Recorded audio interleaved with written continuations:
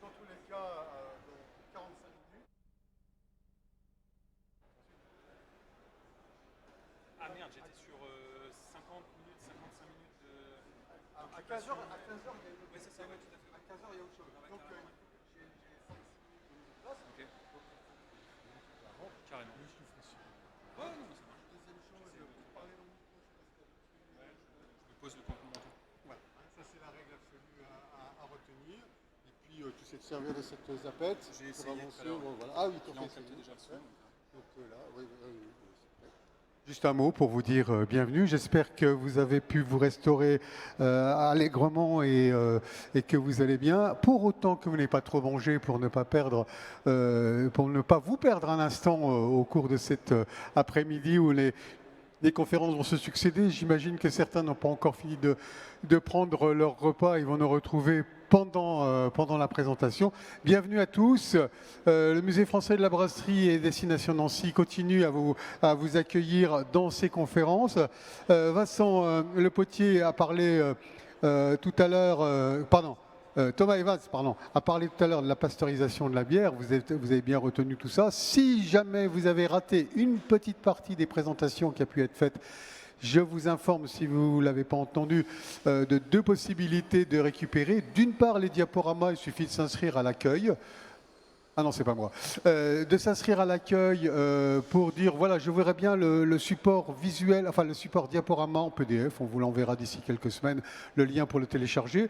Et puis, toutes les conférences sont captées par nos techniciens qui sont au fond de la salle, et vous pourrez en bénéficier de leur visionnage d'ici quelques jours sur les sites à la fois du Musée français de la brasserie et surtout de Salon du Brasseur. Vous allez sur ce site et vous retrouverez le lien pour retrouver les conférences YouTube, celle que nous allons vous présenter maintenant et à laquelle vous allez participer, j'imagine, bien activement.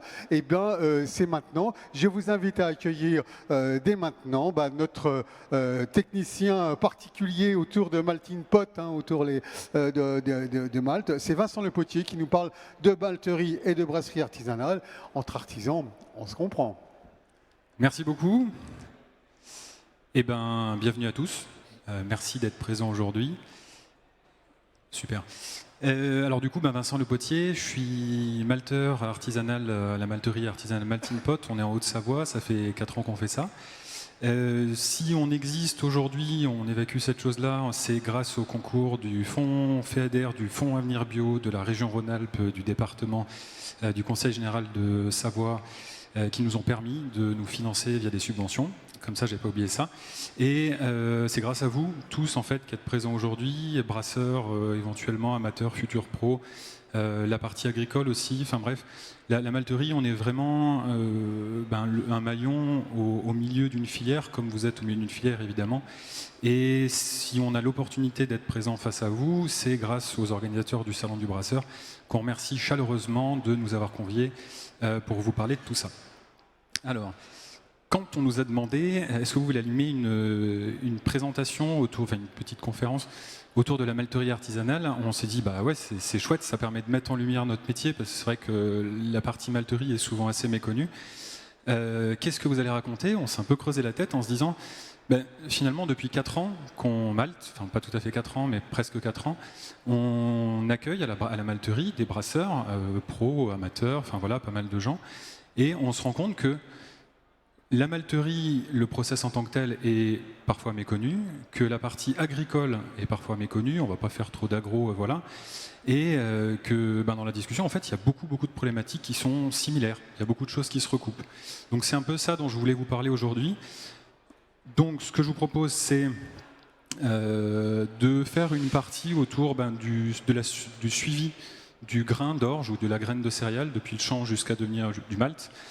On ne va pas faire trop de biochimie, mais on va en faire forcément un petit peu parce que c'est des sujets qui reviennent. Comment est-ce qu'on va procéder à ces étapes-là? La notion de filière qui nous permet de réaliser tout ça. Puis on fera une petite conclusion. Voilà. Si vous avez des questions, n'hésitez pas à les noter dans un petit coin et puis on se prend un moment d'échange juste après pour en discuter. Comme ça, on essaie de dérouler. Je vais essayer d'être assez rapide pour ne pas exploser le chrono. Et je vais juste commencer en fait par vous demander, là, dans l'assemblée que vous êtes, Qui parmi vous est brasseur pro? Pas tous en même temps. Ok, merci. Qui est brasseur amateur? Ok, cool. Qui est plutôt dans la partie agricole? Est-ce qu'il y a des producteurs? Yes, merci. Et qui fait partie de la filière quand même, ou se considère comme de la filière telle que je vais la présenter? Allez, bah ouais, carrément.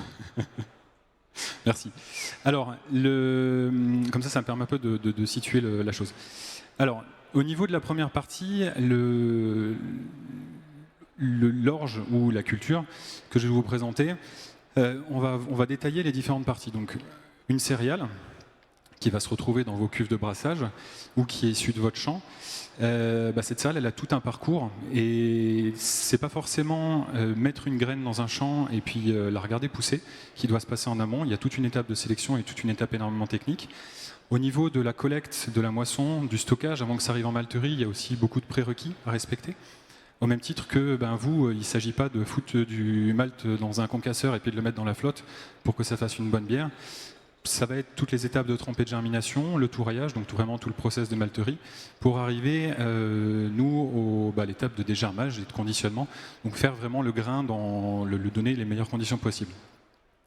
Alors si on part de cette étape, de la première étape, en fait, ce qu'on va faire chez Maltin Pot et dans n'importe quelle malterie artisanale, on va essayer de répondre à des attentes que vous pouvez avoir en tant que brasseur, que les brasseurs ou les distillateurs, il ne faut pas les oublier, vont avoir pour faire leurs produits, à partir d'une matière première agricole. C'est hyper trivial de dire ça, mais il n'empêche que ça va commencer par le choix de cette matière première agricole.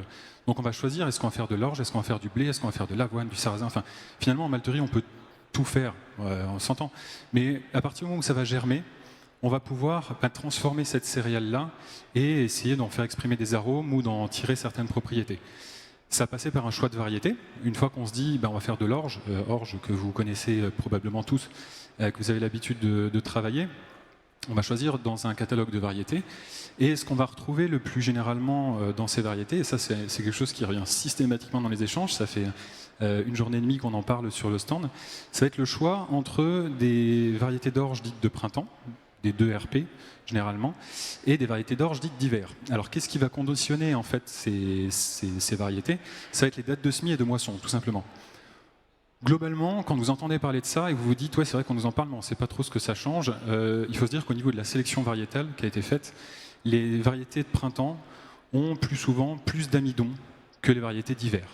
Donc printemps, ça veut dire un petit peu plus de rendement que par rapport à une variété d'hiver. Mais les variétés d'hiver ont en conséquence peut-être un peu moins d'amidon, mais une activité enzymatique qui va être légèrement supérieure. Comme ça c'est pareil, on n'a pas oublié d'en parler. Et pourquoi finalement on a la possibilité d'avoir les deux? C'est parce que le fait de choisir cette culture-là dans un assolement et dans une rotation sur une ferme, l'assolement en fait c'est l'ensemble des productions qui sont sur l'exploitation et la rotation c'est que chacune de ces cultures va tourner sur une parcelle. Implanter une culture à un moment donné, ça veut dire qu'on est capable de lui assurer les meilleures conditions depuis son implantation. Nous, on est en Haute-Savoie. En Haute-Savoie, au mois de février ou mars, quand on va semer une céréale de printemps, la sole peut être gelée. Et on va essayer de la tenir jusqu'au bout. Les céréales de printemps vont être moissonnées plutôt, on va dire au mois de juillet en règle générale. Et les céréales d'automne, qui sont donc en terre dès maintenant, vont être plutôt moissonnées fin juin. Pour pouvoir amener la céréale au bout, ça veut dire qu'il faut que la météo soit suffisamment clémente pour qu'on puisse y aller. Et selon les régions, en fait, vous avez des phénomènes de chaleur de plus en plus intenses et puis de plus en plus décalés qui peuvent se produire et qui peuvent empêcher de mener cette céréale à bien. Je ne vous ai pas perdu? C'est 14h, c'est peut-être un peu difficile le samedi, mais voilà, c'était la partie agro.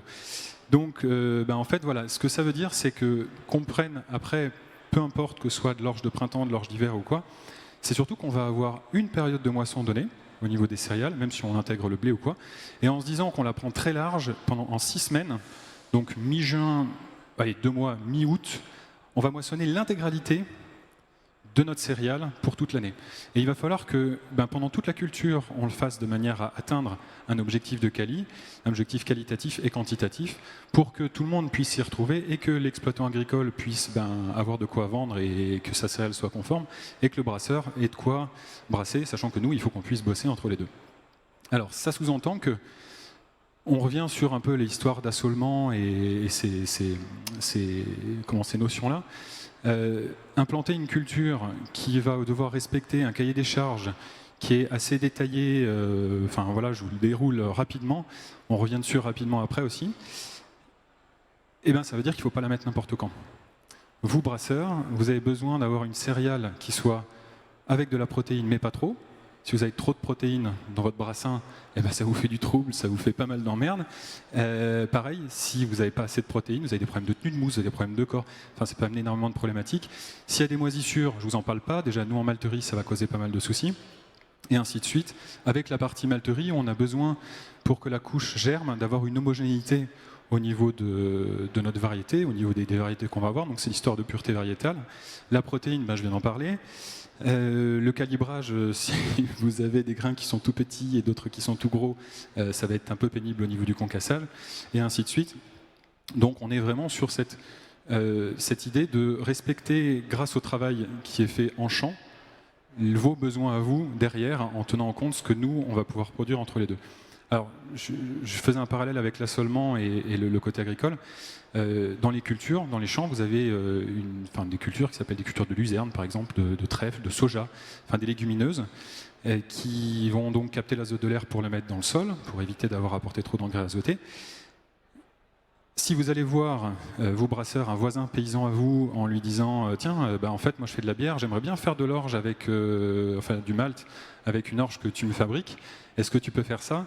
Et en fait, c'est ça qu'il va falloir lui proposer, l'accompagner dans ces choix-là, parce que s'il met son orge juste après une céréale qui a blindé le sol d'azote, vous avez le taux de protéines qui va monter en flèche. Et on va se retrouver dans un cas de figure où on aura du mal à malter, parce que voilà, ça fait partie des étapes. Bon, des exemples comme ça, on peut en citer quelques-uns, mais on ne va pas trop s'attarder dessus. Le tout étant, c'est que on vient de faire 2 étapes qui sont cruciales pour permettre d'avoir un grain de qualité. Et une fois qu'on a ce grain-là, ce serait vraiment dommage de tout foirer parce qu'on ne l'a pas conservé dans de bonnes conditions. Donc l'étape de tri et de stockage va commencer par trier le grain, tout simplement, et éloigner toutes les punaises, les petites sauterelles, les graines autres dont on ne voudra pas, le nettoyer pour être sûr qu'il y ait le moins de poussière possible, et ensuite lui donner les meilleures conditions possibles pour qu'il se garde, et ça va passer par une descente en température, par de l'aération. Vous pouvez le faire dans plein de systèmes différents, le mettre dans un big bag et puis essayer d'avoir les big bags relativement au frais. Bon, là, pour l'aération, c'est un peu loupé. Dans des grands silos, comme ceux des coopératives, qui vont pouvoir être ventilés. Mais dans tous les cas, il faudra qu'on ait un grain qui soit suffisamment sec, parce que ce taux d'humidité va conditionner la conservation de sa capacité germinative, donc le pouvoir qu'il va avoir de se développer par la suite. Et plus il est humide, plus on va avoir de problèmes. Vous avez le même problème en brasserie. Si vous stockez votre malt au-dessus de la salle à brasser, au niveau des conditions de conservation et de la durée de conservation, vous avez votre qualité de grain qui va diminuer très rapidement, vous avez votre palette aromatique qui va se casser la gueule. Et en fait, il y a beaucoup de travail qui est fait en amont. Le travail se poursuit. Idem pour la partie insecte. Alors l'insecte en malterie, c'est un énorme tabou. L'insecte, qu'est-ce qu'il va faire? Il va arriver, il va manger l'amidon, donc moins de rendement chez vous, et il va aussi pénaliser le développement du germe. En pénalisant le développement du germe, on baisse la capacité germinative, donc on baisse in fine la qualité du malt.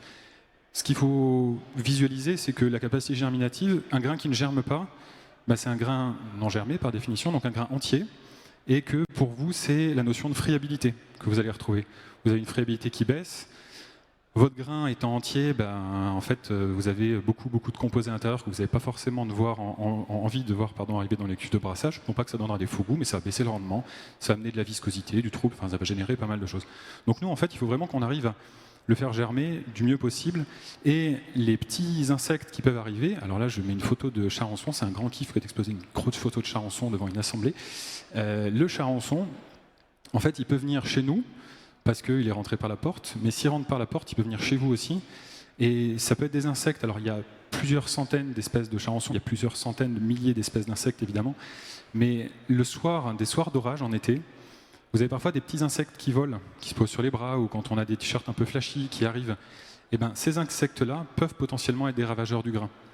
Donc nous, on fait beaucoup d'efforts en malterie pour maintenir la pression autour des insectes, surtout en bio, éviter que ça se développe. Sachez aussi que, alors c'est pas du tout pour jeter la pierre, mais ils peuvent aussi arriver à n'importe quelle étape finalement de la vie du grain, y compris en brasserie. Donc n'oubliez pas de fermer les portes en été quand il y a l'orage qui arrive et que vous voyez qu'il y a des bestioles qui volent, parce qu'à ce moment-là, vous pouvez réussir à faire infecter vraiment ça peut être des infestations colossales avec des insectes qui vont se déplacer. J'enlève ma photo de charançon. Et les bonnes conditions de stockage, ça va éviter aussi l'apparition de moisissures avec tout ce que ça implique pour la bière, les risques sanitaires et puis les troubles avec la perturbation et la flocculation de la levure. Ça, c'est pour la partie stockage. Une fois qu'on a stocké notre grain correctement, on va finalement arriver au moment où on va essayer de lui permettre d'exprimer la quintessence de lui-même. On va mettre le germe au centre de notre système en lui donnant toutes les possibilités, toutes les conditions pour qu'il soit le plus heureux possible. Un peu finalement comme vous en brasserie, vous allez le faire dans un premier temps avec des enzymes. En fait, nous, on va jouer, entre guillemets, avec des enzymes et des histoires de température. On va faire des paliers de température, des humidités, un petit peu tout ça, comme vous allez le faire finalement en brasserie. Et comme vous allez le faire, on va le faire au niveau du maltage, pardon, et vous allez le faire aussi après en fermentation, en respirateur de température. Donc ça va passer par quelques étapes pour rapidement permettre, en fait, vous de bosser. Je me recentre.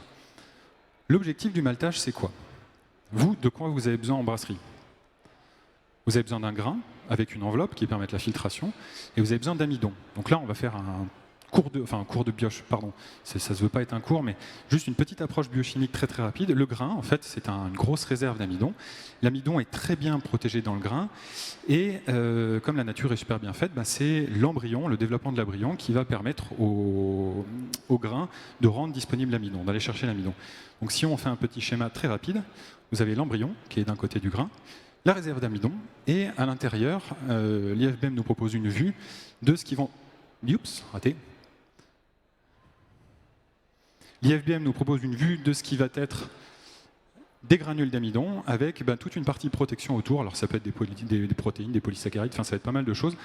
Mais si on n'a pas l'étape de maltage, nous on va vous proposer, brasseurs, une céréale où cet amidon, je ne me replante pas avec la télécommande, va être vraiment encore suffisamment protégé pour ne pas être disponible et pour que vous ne puissiez pas y avoir accès. Donc, pas d'action des levures, donc pas d'alcool, pas de gaz, et ainsi de suite, et surtout pas d'action des enzymes avant. Parce que l'amidon, on va faire un parallèle avec le cyclisme, qui est une image que nous avait proposée l'IFBM, que je leur rends allègrement, et je les remercie pour ça. L'amidon, en fait, c'est comme une chaîne de vélo. Vous voyez une chaîne de vélo, quand vous avez un conteneur de chaîne de vélo, finalement, pour imager le grain, cette chaîne de vélo neuve, elle est dans des cartons, sur des palettes, sous des blisters, bien emballés, bien empaquetés. Pour aller casser cette chaîne de vélo, on va avoir besoin d'enzymes qui vont être les petits ciseaux. Et ces enzymes vont fractionner cette chaîne de vélo de manière plus ou moins longue pour avoir des fractions des chaînes qui soient courtes et qui soient dites de sucre fermentescible, ça va faire des sucres fermentescibles, donc qui donneront de l'alcool et du gaz, et des chaînes plutôt longues qui vont donner des sucres non fermentescibles, qui vont apporter du corps à la bière. Ça va? C'était la partie bioche. Une fois qu'on a ça, une fois qu'on a compris que notre objectif c'était de rendre disponible l'amidon et de synthétiser le maximum d'enzymes, comment est-ce qu'on va faire ça? Alors, dans la malterie, l'élément central, c'est évidemment le grain, mais ça va être surtout le germe, l'embryon. L'embryon, après la moisson, il est en période de dormance, un peu comme certains d'entre vous, après avoir mangé, vous êtes en période un petit peu de dormance qui a duré plus ou moins longtemps. L'embryon, pour lui, ça va être entre 6 semaines et 2 mois, on va dire. Donc plus on attend longtemps après la moisson, plus on va avoir un grain qui va être en capacité de germer. Pour nous, malteurs artisanaux. Après, en industrie, on a des possibilités aussi d'aller le stimuler un petit peu pour aller peut-être un petit peu plus vite. Donc on va commencer, une fois qu'il a sa période de dormance élevée, par aller le laver. On va lui donner une petite douche, là, ça va un petit peu le stimuler. Ça va éliminer des éléments physiques, des corps étrangers, évidemment, et éventuellement, si jamais il en reste dans la couche, et toutes les poussières qui peuvent contenir des mycotoxines, si jamais on en a rentré en malterie. Cette période de lavage du grain va se dérouler sur 1 à 2 jours, 24 à 48 heures, avec des alternances de périodes où le grain est complètement immergé et des périodes où le grain est complètement émergé. Et à partir du moment où on lui donne de l'eau, l'embryon, il va commencer à se développer, il va commencer à se réveiller, et donc il va commencer à respirer.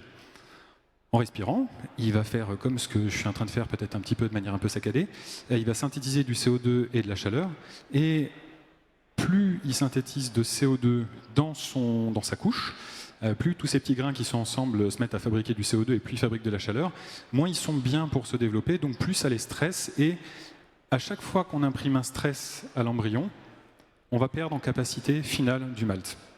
Donc dès maintenant, dès ce moment-là, et Patrick Boivin vous le dira aussi si vous allez voir sur le stand de l'IFBM, en fait là vous avez au moment de la trempe à peu près 80% de la réussite du process de maltage. C'est le moment où on le réveille, c'est le moment où on va lui donner les bonnes conditions pour commencer à se développer, le moment où on assure une hydratation optimale de la réserve d'amidon, toute l'histoire que j'ai montrée avant. Si le cœur de cette réserve d'amidon n'est pas suffisamment hydraté, les enzymes ne pourront pas aller chercher l'amidon, ne pourront pas aller le rendre disponible, donc on aura une partie de cet amidon qui ne sera pas disponible. Sauf que si vous laissez la tête trop longtemps sous l'eau à ce grain pour aller vraiment hydrater au maximum l'endosperme, la partie où vous avez l'amidon, et en fait vous allez stresser le grain parce que comme il a besoin de respirer, vous allez le noyer. Je pense que vous avez fait le lien, vous avez fait le parallèle, vous avez bien compris l'idée. Donc il va falloir qu'on joue en fait en fonction de la capacité du grain à prendre l'eau, de sa taille. Plus il est gros, moins il va prendre l'eau. Plus il est petit, plus il prendra l'eau.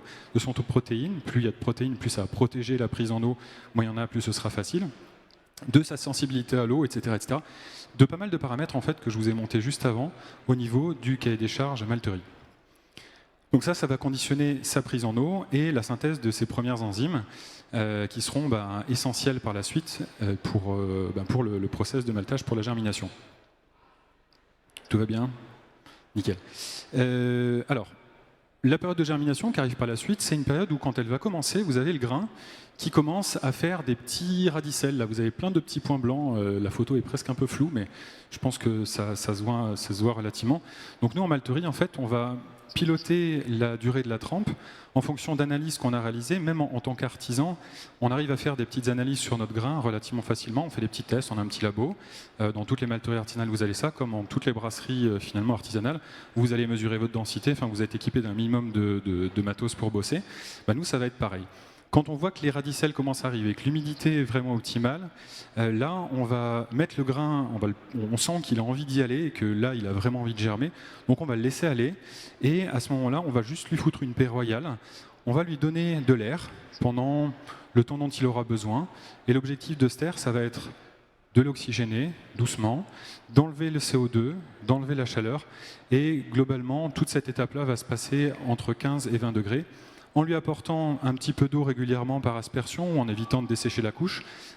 Sinon, là, encore une fois, on va stresser l'embryon. Et en gérant la croissance de ces radicelles.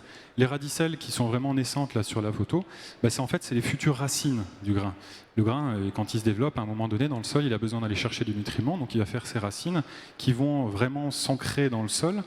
Et si pendant la germination du grain, on ne va pas bouger un petit peu le grain, donc j'ai menti en disant qu'on lui foutait une paix royale, on va quand même aller le retourner et le brasser régulièrement.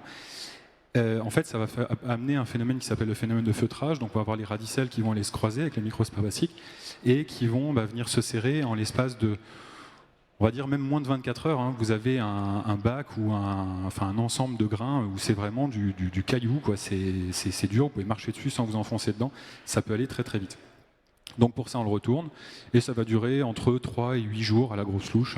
Tu me pardonnes, Patrick, si je fais des grandes approximations, selon la recette en fait, que vous allez faire, selon le type de grain, l'espèce que vous travaillez. Si vous travaillez du blé, du seigle, vous allez germer plus court. Si vous travaillez de l'orge de printemps, vous allez germer plus court aussi. Si vous travaillez de l'orge d'hiver, vous allez avoir une germination qui va être un petit peu plus longue. Et là, on commence à voir apparaître des notions de productivité tout doucement, au même titre que quand vous faites vraiment une fermentation basse, une lager qui a besoin de rester longtemps au fermenteur, votre fermenteur, il est dispo beaucoup moins par an. Vous n'allez pas pouvoir enchaîner les brassins quand vous faites des gros sales ou des machins avec de la GVEC qui vont aller super vite. En plus, quand vous êtes en ISO, alors là, en 10 jours, j'exagère, mais vous avez fait une bière.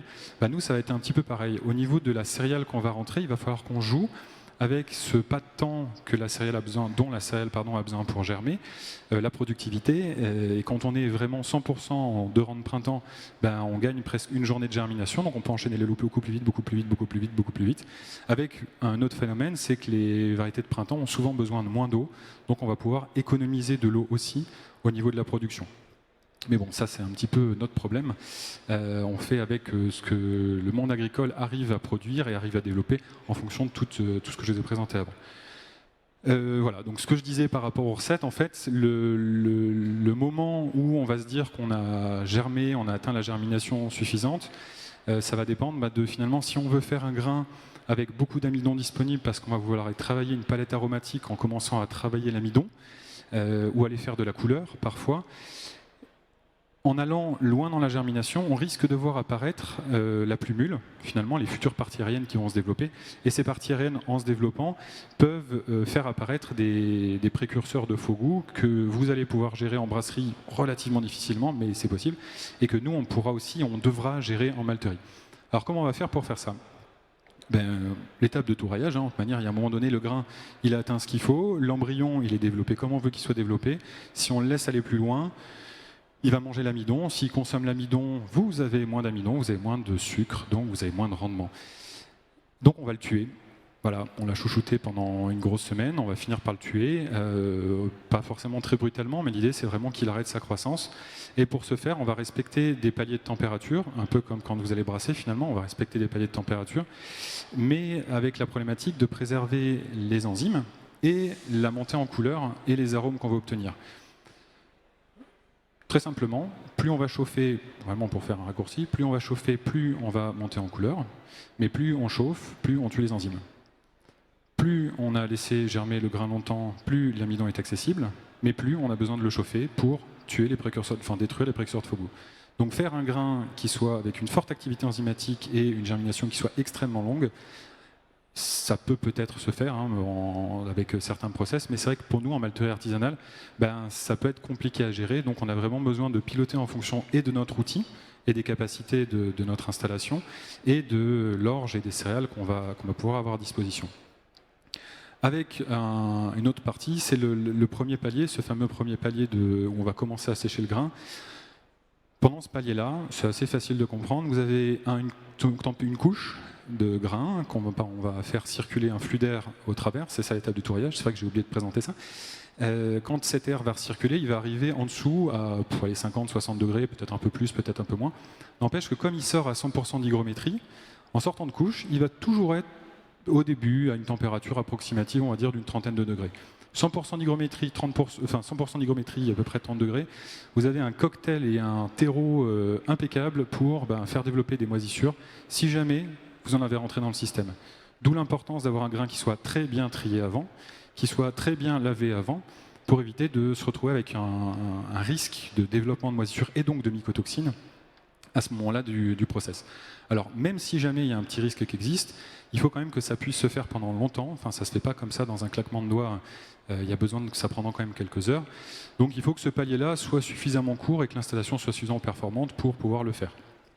Au même titre que en brasserie, en fait, vous avez besoin d'une installation suffisamment performante pour ne pas passer des heures à monter en température quand vous allez passer d'un palier à l'autre ou pour atteindre les buts, etc., etc. Avec le petit brûleur de la cuisine, on peut faire des trucs, mais ça dépend de la taille de la cuve qu'on met dessus. C'est un peu pareil pour nous. Et en termes d'humidité, parce qu'on avait parlé d'humidité, on va passer en gros de 42% d'humidité dans une couche en germination à 4%, 3,5%, 4, 4,5% sur un grain final qui sort du touraillage, de la touraille. Et ça dure entre 20 et 48 heures. Voilà, comme ça, selon le malt qu'on va faire, ça va durer plus ou moins longtemps. Alors, une fois qu'on a fait ça, on a le grain qui est prêt, qui est tout bien, et on a besoin quand même d'une petite étape avant de vous le vendre, de vous le faire parvenir chez vous, brasseur. Ça va être le dégermage. Le dégermage, c'est très simple. Il s'agit d'exercer une action mécanique sur le grain. Donc ça peut se faire avec des brosses, ça peut se faire avec des rouleaux comme ça. Ça, c'est plutôt des trieurs à grains, mais en mode système D. Alors ça, en mode système D, c'est un peu dommage, mais ça, en mode système D, ça peut vraiment très bien faire le taf. D'avoir des grilles, en gérant la taille des grilles, on arrive à éliminer pas mal de choses. Si les radicelles sont suffisamment sèches, on peut les enlever. Et sinon, vous avez des installations dédiées, spéciales, de vis à grains avec des brosses ou de pas mal d'autres systèmes qui permettent de le brosser, le faire propre, faire tomber les radicelles, éliminer les germes. Et ces radicelles, ça va représenter une petite poudre. J'aurais pu mettre une photo, c'est vrai. Ça fait une petite poudre un peu orange, marron brun, qu'on pourra utiliser dans qui a de nombreuses propriétés. Et généralement, en artisanal, ça part soit en méthanisation, en fonction des possibilités qu'on a, soit c'est quand même assez riche en protéines. On peut le valoriser en alimentation animale selon les partenariats qu'on a. Et après, là, on commence vraiment à faire un lien beaucoup plus important avec vous, brasseurs. C'est que le grain sorti de touraille, il a besoin de se poser. Quand vous êtes en ISO et que vous sortez une grosse IPA avec du dry hop, etc., on la boit tout de suite après, il n'y a pas trop de problème. Quand vous êtes en fermentation bouteille, vous avez besoin d'un moment où la bière, elle est vivante et elle aura besoin de se poser, de se redévelopper. Toute la flore a besoin de se remettre en place. Pour le grain, c'est un petit peu pareil. Le grain sorti de touraille, on parle vraiment pour la partie tourillage, même sur un torréfacteur, ça fonctionne à peu près pareil. Il a un moment donné où il va falloir qu'il se pose. Donc, s'il vous plaît, laissez-lui, on va dire, une petite quinzaine de jours pour sortie de touraille, pour qu'il se pose. Et si vous le brassez tout de suite, dans l'absolu, peut-être vous ne le sentirez pas, mais vous avez la possibilité de différents composés qui se forment. Alors on peut lire plein de biblios dessus, il y a vraiment plein de trucs qu'on peut trouver sur Internet, mais ça va se traduire ni plus ni moins que par des faux goûts. Certains pourront partir à force en conservant la bière, mais encore une fois, quand vous faites des IPA ou des machins qui ont besoin d'être bu relativement rapidement pour le houblon, c'est dommage de devoir conserver la bière. Et puis il y en a certains qui partiront pas, où ça pourra faire des faux goûts qui sont présents dans la bière. Quand on vous livre le malt, ou quand vous venez le chercher à la malterie, s'il sort de la touraille, parce qu'on était un petit peu tendu au niveau des dispos, comme quasiment toutes les malteries artisanales en France le sont, essayez de caler votre planning de fab suffisamment tôt, de passer des commandes suffisamment tôt pour pouvoir permettre au grain de maturer. Ça, c'est super sympa pour lui. Si on récapitule, parce que ça fait un moment que je parle, j'ai pas le chrono, mais je me suis un petit peu lâché. On a une matière première agricole qui elle-même est issue d'un travail qui est assez complet, complexe, et dont notre objectif c'est de le transformer. Tout tourne autour des histoires d'enzymes. Nous, on va activer des enzymes en malterie, vous allez activer des enzymes en brasserie. Donc à chaque fois, on essaye de faire du mieux possible. Et si jamais il peut y avoir des petites dérives, on en discute, comme ça c'est super cool. C'est le but du jeu d'être entre artisans. On travaille un produit vivant. Quand on fait germer une céréale d'hiver, maintenant les couches là, elles sont comme des tarés, ça démarre du feu de Dieu, et la céréale, elle a vraiment envie d'en germer. Une céréale d'hiver, quand on va la lancer en couche vraiment en hiver, ou même au début de printemps, elle pourrait peut-être être un petit peu plus poussive. Donc il va falloir qu'on compose avec ça en fur et à mesure de la saison pour travailler cette matière première et lui donner, encore une fois, les meilleures conditions possibles pour répondre à vos exigences, vous, clients, et avoir un malt qui vous corresponde. Et encore une fois, on propose un produit. Ce produit, il faut qu'on en discute et il faut qu'on échange dessus et il faut que souvent vous adaptiez votre process, à commencer par le concassage, regardez bien la taille de ce qui sort, et ainsi de suite, ainsi de suite. Enfin, il y a pas mal de paramètres sur lesquels on peut bosser, de manière à vous permettre d'exprimer la quintessence. On exprime la quintessence de cette céréale, de vous faire pareil en fait avec le malt qu'on vous propose. Pratiquement, comment ça se passe? On peut faire plein de trucs de façon relativement simple, relativement complexe. Encore une fois, on peut faire de la bonne bière dans sa cuisine, c'est assez facile. Faire 2 fois la même bière, c'est super compliqué. On peut faire du bon malt dans son garage, en séchant au four. En rentrant dans les détails, ça peut être un petit peu plus compliqué, mais si c'est vous qui allez le brasser derrière, pourquoi pas. Dans tous les cas, il va falloir concilier la germination, des contraintes techniques, on a vu l'histoire de température, d'humidité, tout ça, et des contraintes réglementaires. Alors quand on le fait dans sa cuisine, allez, les douanes, je n'ai pas demandé s'il y avait des contrôleurs de douane, je parlais de producteurs qui peuvent être en lien avec la douane des fois, mais le service de douane, quand on fait de la bière dans sa cuisine, on est sur des petites quantités, au niveau contraintes réglementaires, on n'est pas forcément très embêté. Quand on va faire du grain dans de plus grandes quantités, il va falloir qu'on respecte des choses relativement simples qui font que souvent vous avez des malteries artisanales, la plupart du temps même, qui font des batchs en fait inférieurs à 10 tonnes. Vous avez un plafond au niveau des contraintes ICPE, si jamais vous avez des projets de malterie pour certains dans la salle, qui impose de rester en dessous de 10 tonnes d'orge mise en trempe par batch, pas par jour, par machin, d'orge mise en trempe par batch. En dessous de 10 tonnes, vous êtes en déclaration. Au-dessus, vous passez sur l'enregistrement, après de l'autorisation, enfin après on passe sur d'autres niveaux qui nous concernent un petit peu moins artisans. Ça explique les différences de volume que vous pouvez avoir entre nous qui travaillons des petits batchs. On l'a choisi, mais parfois on aurait pu aimer faire un petit peu plus, mais en tout cas on reste là-dedans. Et d'autres systèmes qui peuvent être un petit peu plus gros et qui permettent d'en faire plus. On va aussi devoir gérer la mixité. Quand on a beaucoup de demandes sur de la céréale conventionnelle ou non certifiée, quand on fait du maltage à façon sur des personnes qui viennent nous voir en disant « Ah tiens, j'ai un pote agri là-bas, bon il est en bio, mais enfin il est bio, ouais, enfin il fait comme en bio. » Mais en fait, nous, ça va nous forcer à gérer de la mixité en malterie par rapport à une production certifiée bio où l'organisme certificateur aura besoin d'avoir des preuves, entre guillemets, de la non-contamination de la céréale bio par la céréale dite non bio. Donc là, c'est un juste retour des choses, pardon, hein, ça affiche un petit peu, mais sur le fait que finalement, c'est le conventionnel qui va contaminer le bio et que pour ne pas trop s'embêter avec ça, en fait, on va faire que de la céréale certifiée bio, comme ça, on a moins de problématiques ou moins de travail avec notre organisme certif. On va attaquer des notions de budget. Comme quand vous dimensionnez une brasserie, vous respectez un budget, vous définissez un budget en fonction du dimensionnement, en fonction du type de matériel que vous voulez. Enfin, une 300 litres avec des fermenteurs thermogulés ou une 1000 litres full auto, enfin une 10 hecto full auto, ça n'aura pas le même prix. Et bien pareil pour la malterie artisanale. On peut le faire dans plein de situations. On peut le faire au sol, alors peut-être pas sur la moquette, mais en dessous de la moquette, vous avez une dalle béton. Sur cette dalle béton, on prend une cuve cylindro-conique. On trempe notre grain dedans en surveillant tout ce qu'on a dit, l'humidité, l'air, etc., etc. Ensuite, on l'étale au sol, on va le retourner régulièrement. Si on arrive à tempérer la pièce, c'est mieux. On passe après dans une touraille qui soit rectangulaire, un four, quelque chose, et on va réussir à faire du malt.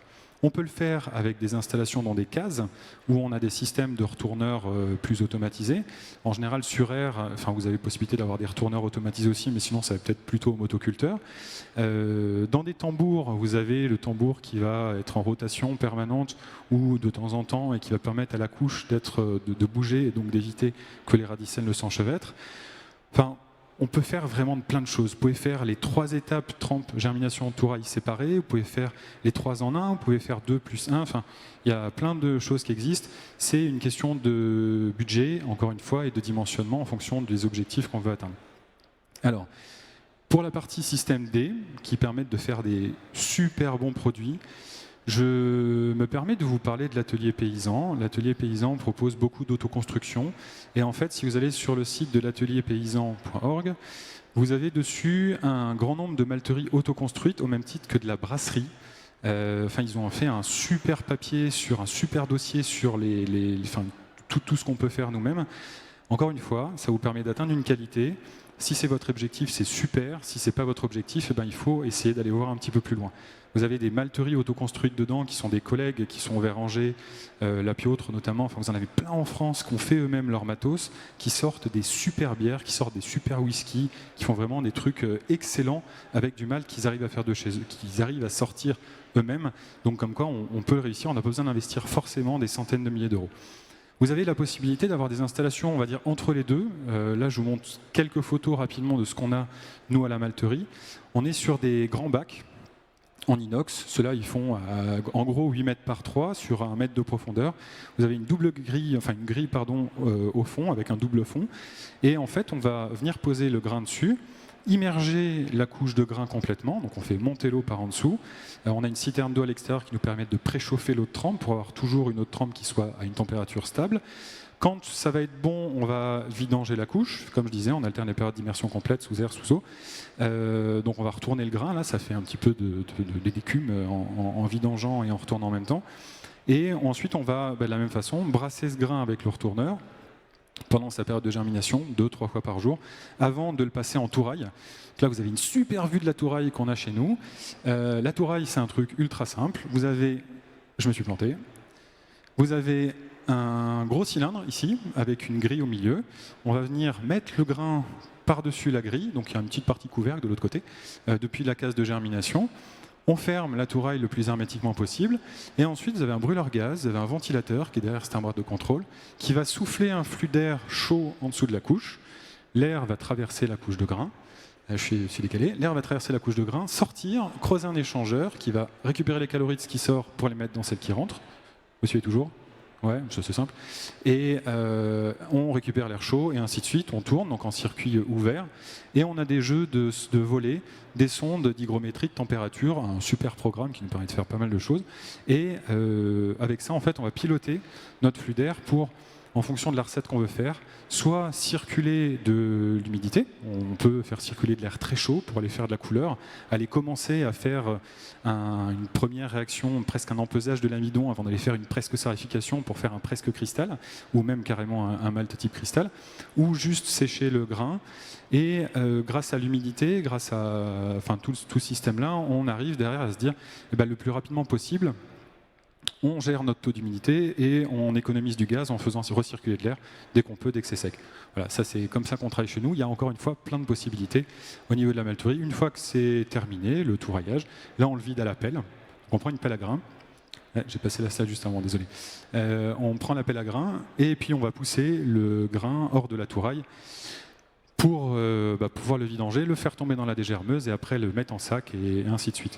Et vous avez des installations, alors en Indus, pas forcément en Indus, mais qui sont proposées par des plus grandes sociétés, ou que vous pouvez acquérir en allant voir un artisan, un chaudronnier, ou vraiment il y a pas mal de sociétés qui peuvent vous accompagner dans ce développement-là, avec un système tambour, raté de nouveau, avec des systèmes tambour, donc la trempe en cylindre conique, un tambour dans lequel vous faites la germination, le touraillage.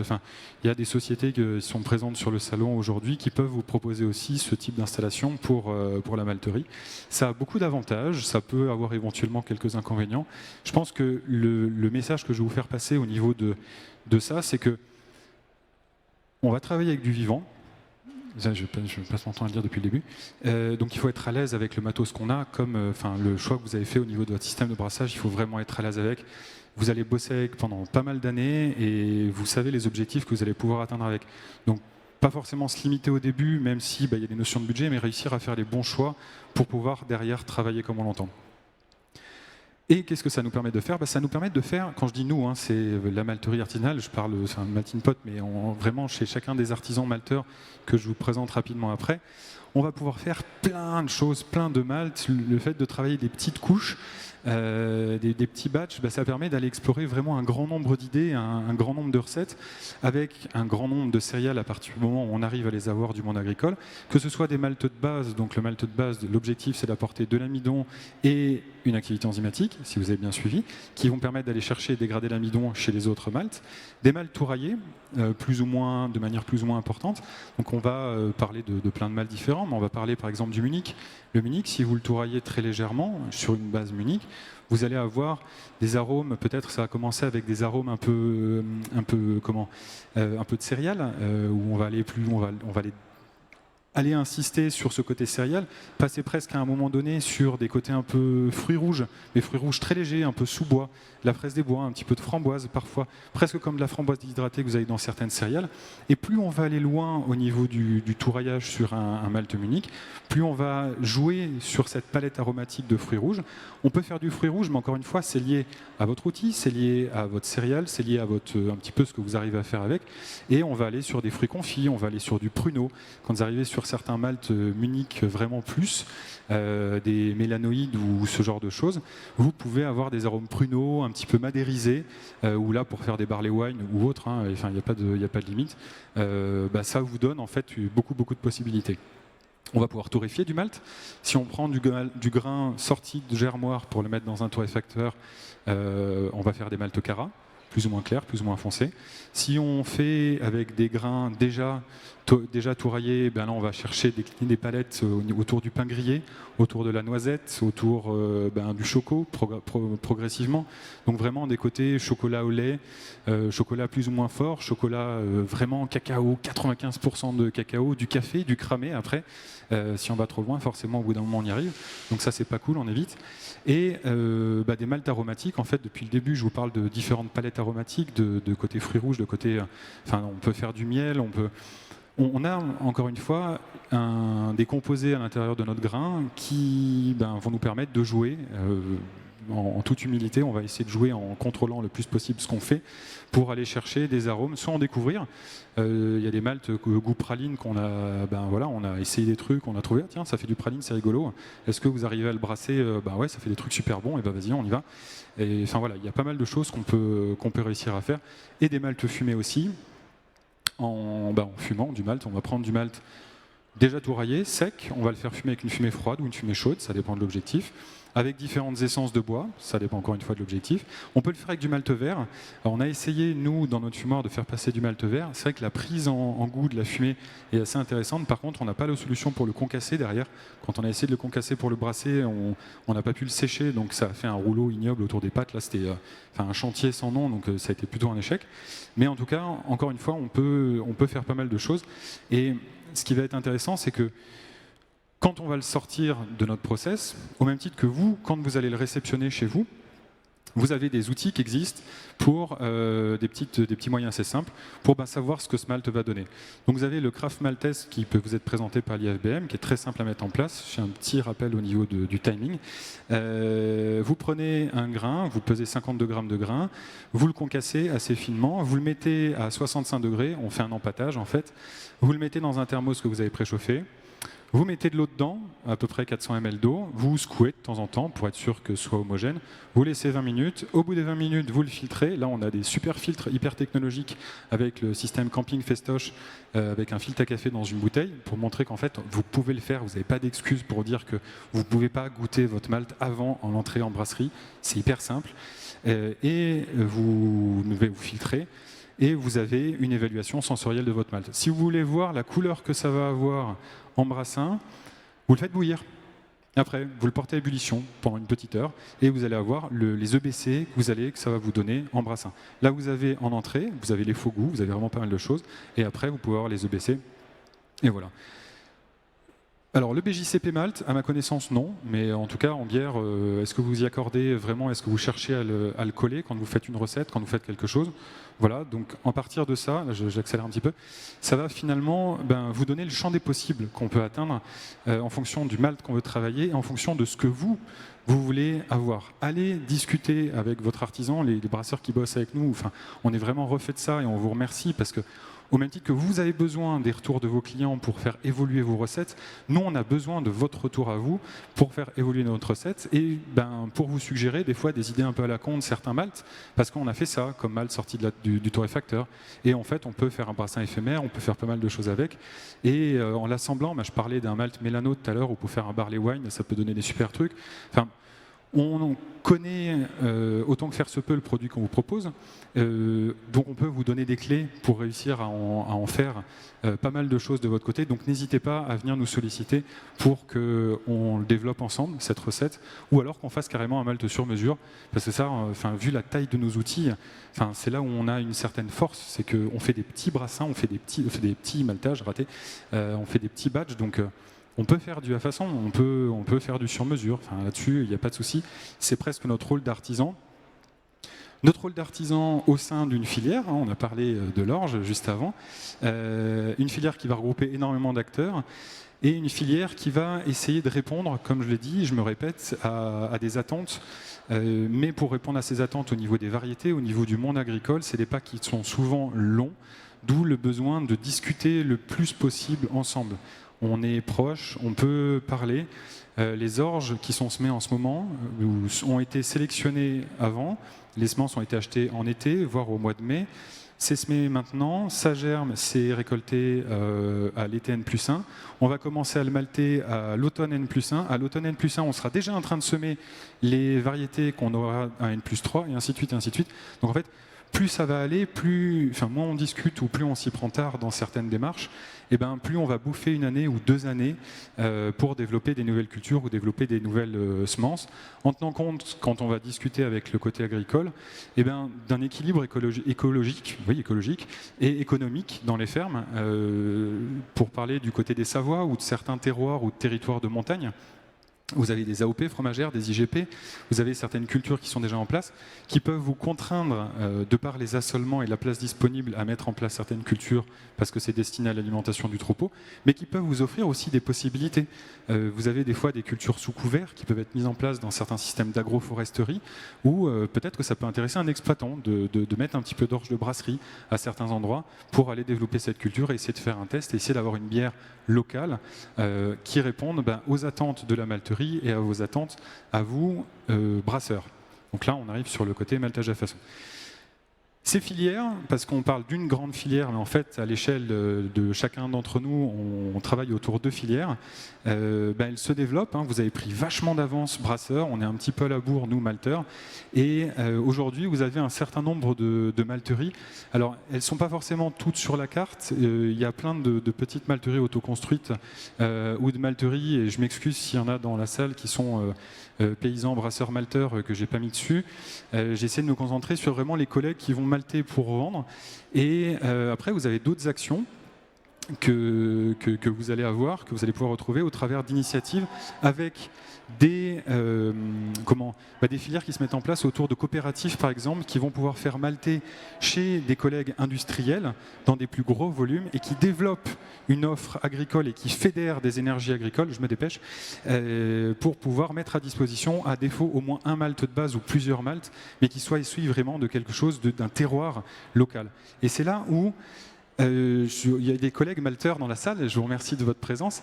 Et on ne se considère pas, nous, artisans, on a discuté là avec d'autres malteurs artisans sur le salon quand ils sont passés, on ne se considère pas en opposition, on ne se considère pas en concurrence, en compétition.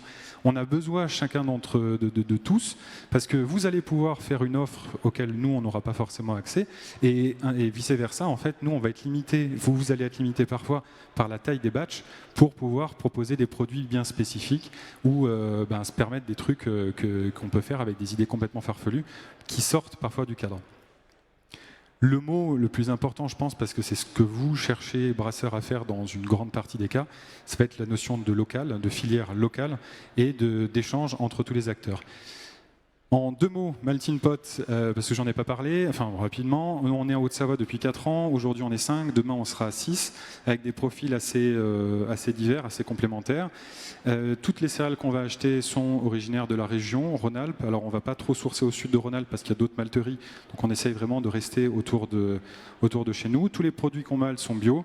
Et on fait aussi du brassage, on brasse les maltes qu'on produit, soit dans des installations test, soit en faisant des collabs, tout simplement. Parce que des fois, on a des idées, on a des brasseurs qui nous suivent, avec lesquels on fait des trucs. On a Montsalève qui est pas très loin de chez nous, avec lequel on bosse pas mal, qui brasse avec nos maltes et qui accepte en fait de mettre dans ses cuves pas mal de trucs sur lesquels on peut être parti un peu loin.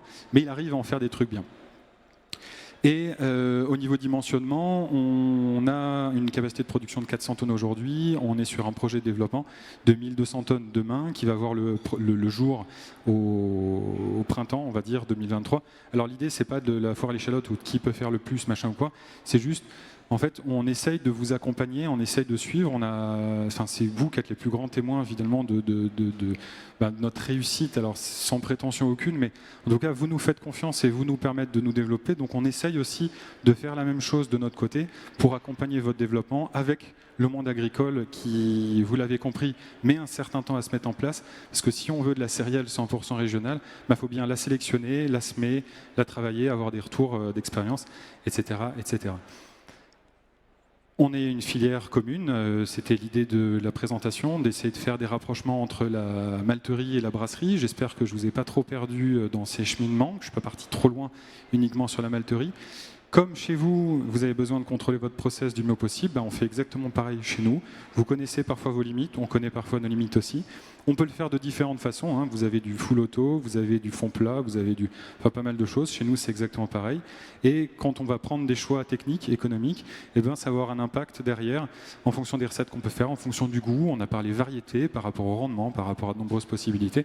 Comme vous avez des possibilités immenses au travers de la bière, nous on s'adapte à une offre agricole, parfois des besoins d'adaptation au niveau des brassages, pour venir vous proposer quelque chose qui viendra en complément d'un malt industriel dans certains cas, qui viendra carrément prendre la place du malt industriel dans certains cas aussi, qui viendra carrément prendre la place parce que vous allez avoir la possibilité de faire du maltage à façon et donc de travailler une offre qui sera 100% locale grâce à une filière courte et des échanges. J'ai bâclé la fin, mais je pense que du coup, je suis à peu près dans les temps. On est un petit peu débordé, hein, parce qu'on devrait être en train d'installer une nouvelle salle. En tout cas, merci beaucoup. Cette présentation, merci. Je crois qu'on peut lui adresser de chaleureux applaudissements parce qu'il a effectivement apporté énormément d'informations pendant toute cette présentation. Une question,